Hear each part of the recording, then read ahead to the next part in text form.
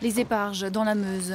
Sur cette terre meurtrie par de violents combats en 1915, Emmanuel Macron annonce l'entrée symbolique au Panthéon des soldats morts au combat par l'intermédiaire de Maurice Genevoix, écrivain qui a vécu et raconté l'enfer des tranchées dans son livre « Ceux de 14 », un hommage aux disparus.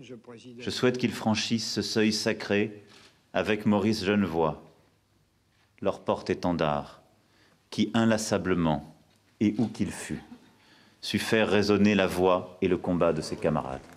Maurice Genevoix qui fera donc son entrée au Panthéon le 11 novembre 2019.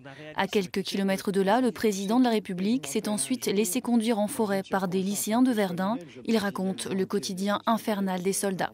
Nous avons passé 3 jours couchés dans les trous d'obus, à voir la mort de près, à l'entendre à chaque instant.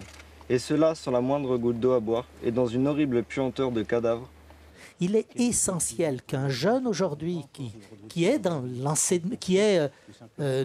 un établissement scolaire ne quitte pas son moment d'instruction sans être allé au moins une fois sur un lieu de mémoire. Nous sommes sur le site de l'ancien village, fleuri devant Douaumont, entièrement détruit durant le conflit.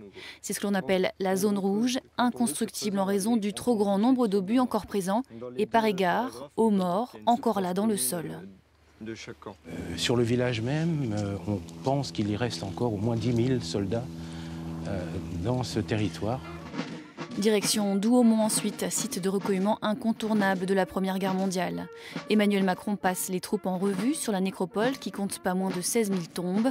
Les combats ont fait ici 300 000 morts et 400 000 blessés. Visite ensuite de l'ossuaire de Douaumont qui rassemble les ossements des soldats français et allemands retrouvés sur le champ de bataille. Raconter, transmettre, c'est le défi de ces commémorations aujourd'hui, alors que le dernier poilu est mort il y a 10 ans.